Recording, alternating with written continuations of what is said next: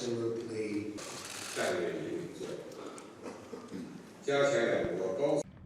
The recent announcement of the senior officials that Trump has made will make it very difficult for the US and China to maintain a very good relationship at the working level. If people like Marcus Rubio is confirmed as the Secretary of State for the United States, then it will pose a significant challenge for China, not least because China will have to lift its sanctions against Rubio. Otherwise, they cannot talk to the US Secretary of State, which is simply not an acceptable situation for either country to be in. But even if they are able to do that, conversations between Rubio and Wang Yi are not going to be easy. And here we are not just looking at one single senior US official at the working level engaging with China. We have a whole range of other appointments, whether we're talking about on the trade side, with Robert Lighthizer being named by Trump as well. There is a reason why Hillary Clinton and the Democrats attack me more than any other Republican.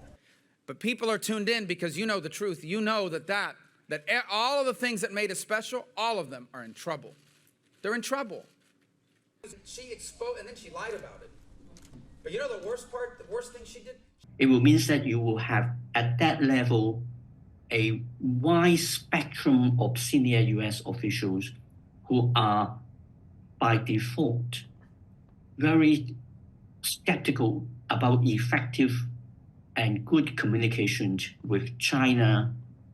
And the Chinese government under Xi Jinping, at least in the last 5 years, had taken a much more assertive approach to diplomacy, which will also therefore means people at the Chinese side would not feel comfortable being too accommodating. I think what we are going to see as a result is that the Chinese government are likely to put Xi Jinping to engage directly with Donald Trump much more than has happened under the Biden administration. Xi believes that he could work his magic on Donald Trump as he had done in the first Trump administration.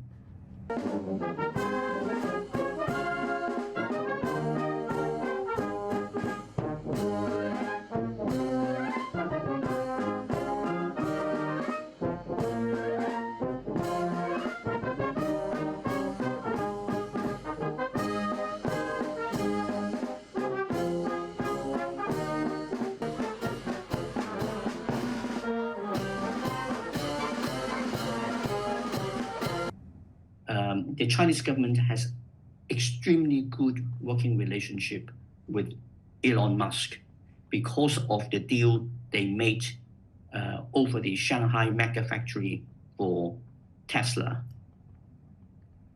I think they still believe that they can work their magic on Elon Musk. And if I am right, Mr. Musk so far has a tendency to demonstrate that Elon Musk is first and foremost for Elon Musk.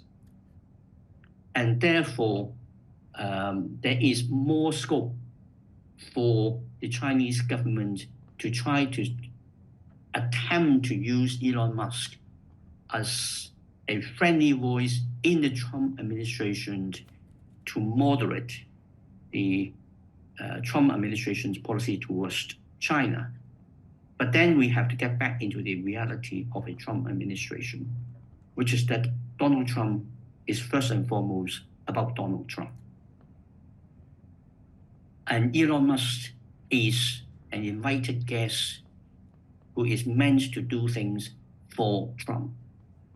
And if there is a difference between what is best for Trump and what is best for Musk, Trump wins every time. is the only reason we can now send American astronauts into space. Come here. Take over, Elon. Just take over.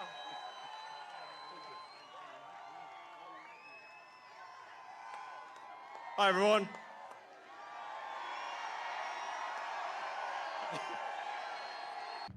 Oh, I think tariff and a much tougher trade approach towards China under the second Trump administration is a given. I mean, whatever you think about Donald Trump, most of the time he does what he says. And it's very, very clear that he really loves tariffs.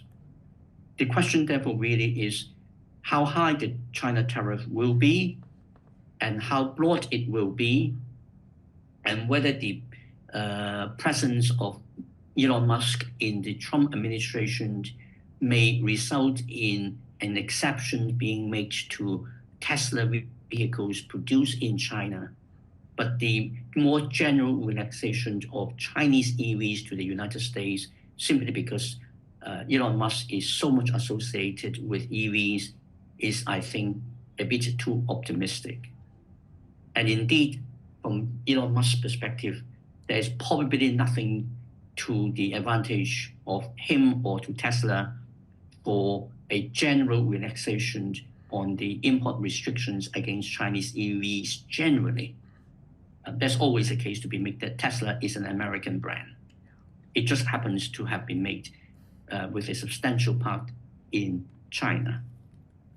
So I think we are looking at exceptions rather than general relaxation of tariff on something like EV. 介绍出席今天开工仪式的各位嘉宾，他们是。Hello, everyone. Thank you for having us here. We're incredibly excited to Tesla Gigafactory in the world and arguably one of the most advanced factories in the world of any kind. We think with the resources here that we can build the Shanghai Gigafactory.